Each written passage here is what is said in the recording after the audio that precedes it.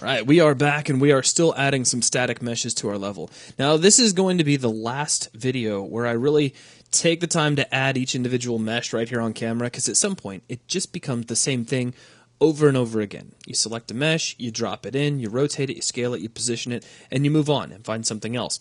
However, in this video I want to add something particular to the level, and it's something that you're not actually going to find a static mesh for.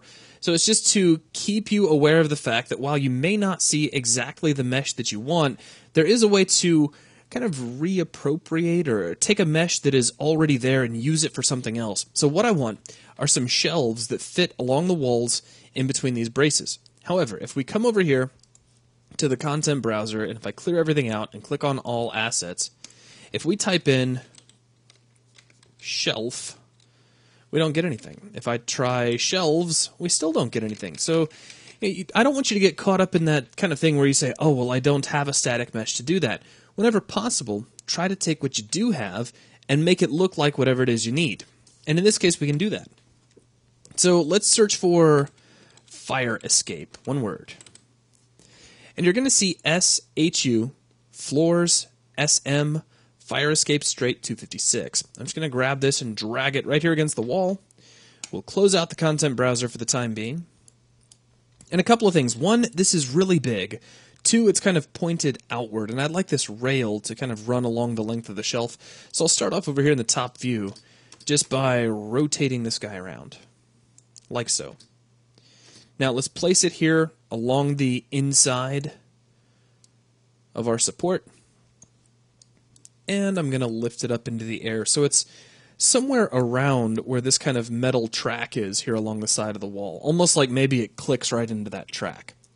Now, I'd like to resize this so that two of these guys could fit in between our braces.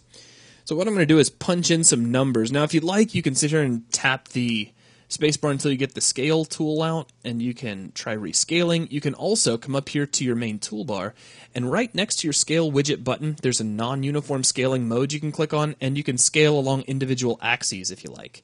So you can play with that until you get an exact value that you're looking for, but to keep things kind of moving along, I'm going to give you some actual values that you can use. In X, we're going to go with 0.8. And now remember, X is actually the second field over. In Y, we're going to go with, it's kind of a random sounding number. It's going to be 0.7493, which I did actually get with the non-uniform scaling tool. And then our last one is going to be 0.483. And what that does is that just kind of shortens this up a little bit so that the rail isn't quite so tall. Now we can tap spacebar until we get our translation widget back out. And currently, if we take a look, I'm in local mode in my reference coordinate system up here inside the main toolbar, which means if I try to drag along X and Y at the same time, the motion feels a little awkward. So if I set this back to world mode, that awkwardness goes away, and I can drag this around much more easily. So now with those scale values in, I can now hold down Alt and drag out a copy of this guy, and you'll see that the two of them will fit together very nicely right in between our braces. So that's perfect. Looks great. Now we need something to hold this up, so let's go back into the content browser, and this fire escape has its own support system, which is SHU floors SM fire escape support.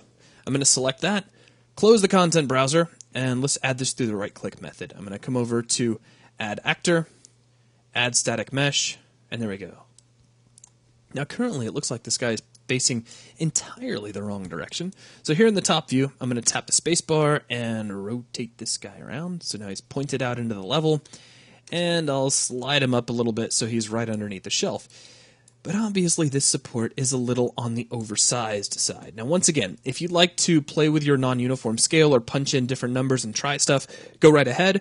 What I'm going to do to keep things a little bit quick in terms of the video is just give you some numbers to use. So for X, we'll leave this at 1. For Y, we will set this to 0.7. And for Z, we will use 0.5. And you can see that actually fits really nicely, so we'll slide this over right against the edge of the shelf.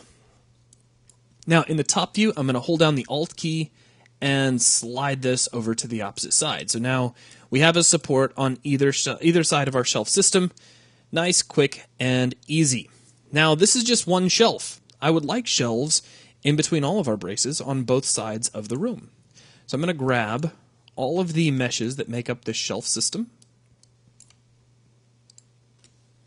And then here in the top view, I'll hold down Alt and we'll slide these over. And we'll just make sure those fit nicely in between the braces. And it looks pretty good right there. Now, let's grab both of these shelves. So now let's grab the braces over here. Now I'm just holding down Control and clicking as a reminder. And once I have all of these selected, let's go back up here to the top view. I'm going to hold down Alt again, drag these up in the X-axis, tap the space bar, and we'll rotate them around 180 degrees. And then I can just slide them right into position, and then we can just zoom in and get them right where they need to be. I didn't mean to deselect, so let me just tap Control-Z to undo. And there we go. So now, if we take a look over here in perspective, we have shelves on either side of the room. Nice and quick and easy. But having shelves is really just half the battle. I would like to also add some objects to put on the shelves. So let's come here under the content browser once again. And I'm just going to search for anything that sounds like a crate. And we have this SLT Mech SM Crate Box 02A.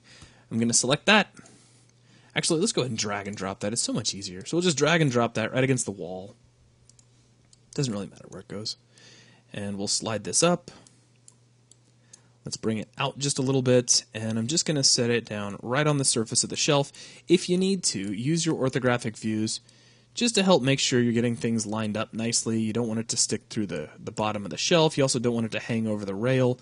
So we'll slide it back a little bit. And then, you can make copies of it. Like, we could take this guy and maybe give him a tiny little bit of rotation so it's not quite so exactly lined up. Then hold down Alt and drag out another copy and give this a little bit of a different rotation. Now let's grab the both of them. And we'll just tap the spacebar to grab the translation widget. We'll slide these over to this shelf. And we'll give this guy a really different rotation. In fact, we'll kind of slide him back against the wall a little bit more. Now, maybe this shelf across the way only has one box on it, so I'll Alt-drag a copy over here. And we'll just kind of center this guy up a little bit so it's not quite that organized. And then we'll put one over here, and this one, just for the fun of it, let me grab my Rotate widget, and I'm going to set this over to Local. And I'm just going to rotate this guy over onto his side, tap the spacebar, and slide this guy up a little bit. And then we'll just slide it back a little so it's not hanging over the rail. So this one actually got knocked over and it's sitting up there on its side. So there we go. We have shelves. Those shelves have objects on them. Very quick and easy to set up. And we didn't actually have any quote-unquote shelf static meshes. We ended up reusing the fire escape meshes. And, I mean, now that they're set up like this, they look exactly like shelves. You'd never question it. So that is going to wrap things up for this video. Now, from here on out, I'm not going to be going through and placing each individual mesh. When we come back, we're going to take a look at how we can group our static meshes together to keep track of what meshes are where. And then as we move forward, you're going to see more static meshes just kind of appear in the level, but I'll give you a breakdown as to what's included in each static mesh area so you can see how these objects were placed.